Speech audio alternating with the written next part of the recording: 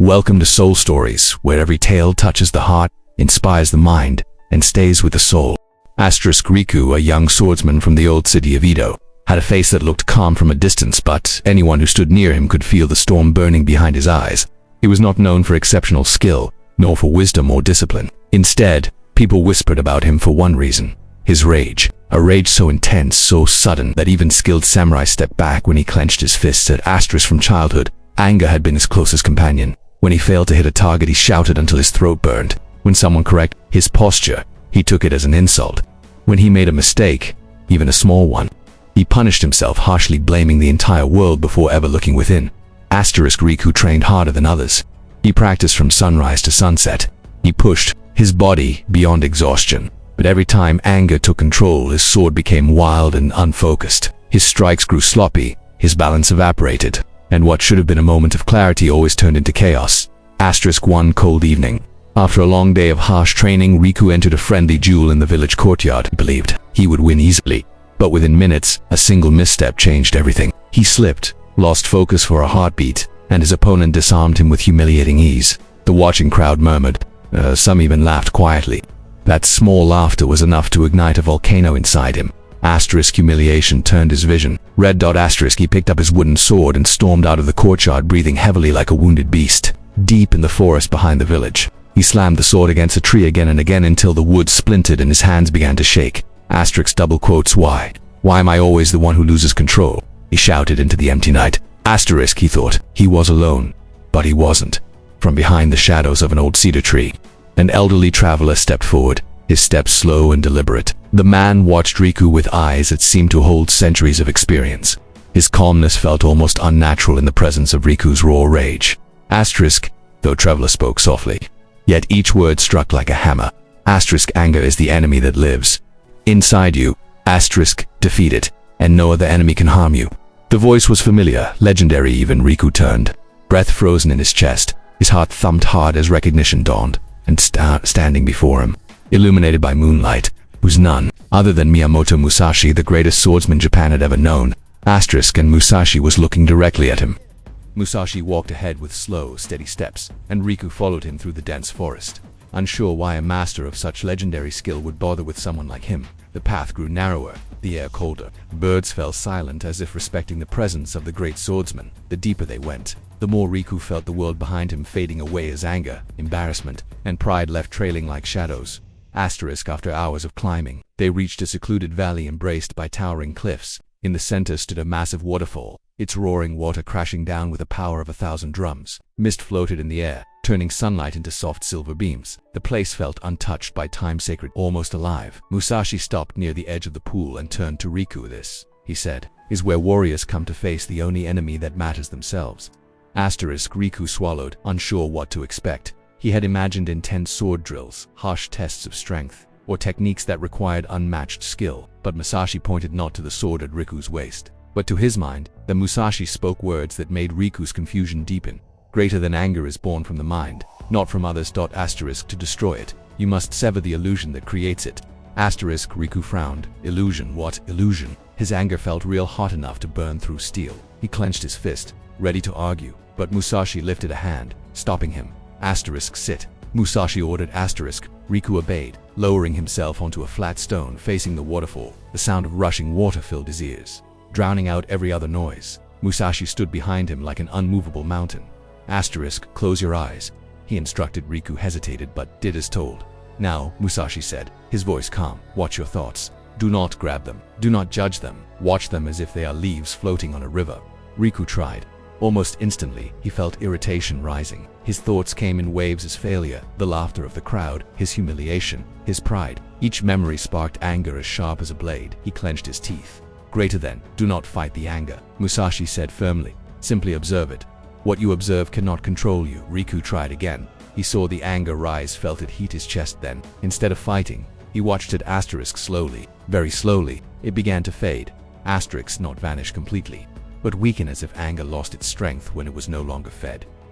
Minutes felt like hours, and Riku's legs grew numb. Sweat trickled down his neck despite the cold mountain air. His mind rebelled, screamed, resisted. It was far harder than any sword training he had endured. And yet, something inside him shifted.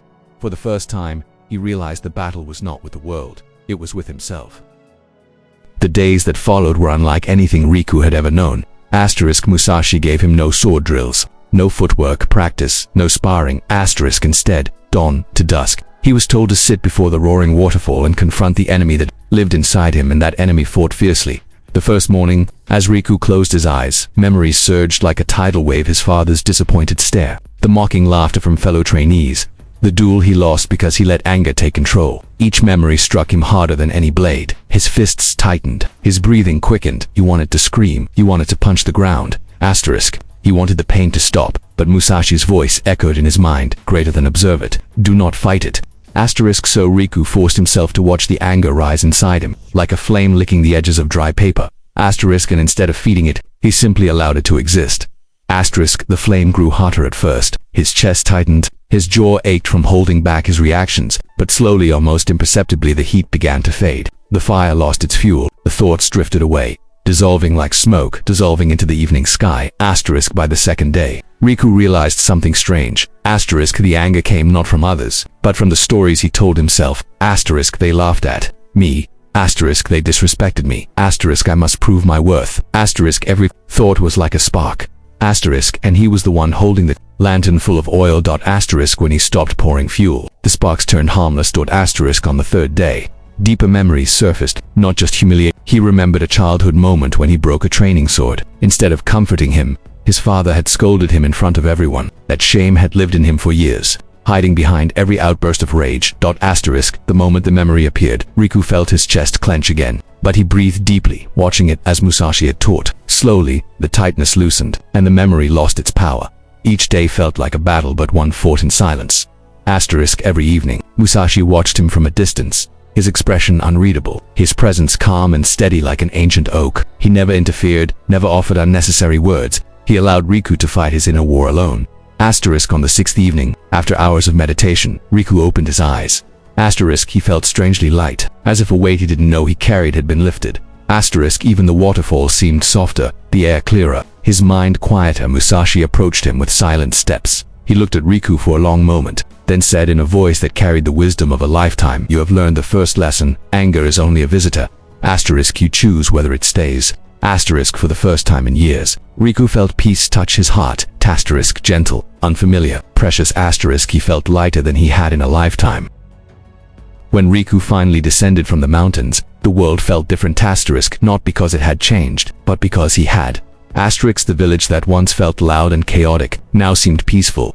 The same paths he used to walk with tension in his shoulders now welcomed him like old friends. Even the villagers who once whispered about his temper now watched him with curiosity. There was something different in his eyes. A quiet clarity that only those who have confronted themselves can possess. But peace is always tested. On the second day after his return, the courtyard buzzed with movement. A crowd had gathered around a familiar figure, a swordsman named Daisu. He was the same man who once mocked Riku, the same man whose laughter had ignited Riku's most shameful outburst. Daisuke smirked when he saw him.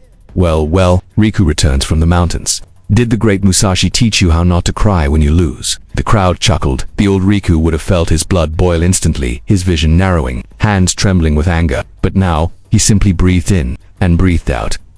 He felt the spark of irritation rise. He watched it, and it dissolved like mist in sunlight.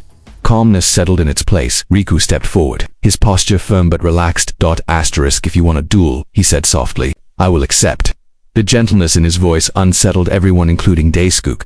They moved to the center of the courtyard. The crowd circled around them in tense silence. Daisuke drew his sword with a flourish, confident and arrogant. Riku, on the other hand, drew his blade slowly, gracefully, without a hint of aggression. For a brief moment, they stood facing each other. Daisuke charged first, shouting as he swung. The old Riku would have met force with force, anger with anger. But this Riku didn't fight Daisuke. He fought himself, and he had already won that battle. He stood still until the last moment. Then, with a single step and a single motion, he redirected Daisuke's strike and tapped him on the chest with the edge of his blade. A single, clean strike. Precise, unwavering, effortless. Daisuke froze, stunned. The crowd erupted in disbelief. Riku sheathed his sword calmly. Musashi's teaching flowed from his lips like a truth he now fully embodied. Greater than, a man who controls himself is undefeatable. There was no triumph in his voice, only understanding. From that day onward, Riku was known not for his rage, but for his unshakable calm. Asterisk, no insult could provoke him, no challenge could disturb him. He had mastered Musashi's forbidden technique, and the world, with all its chaos, could no longer touch his peace.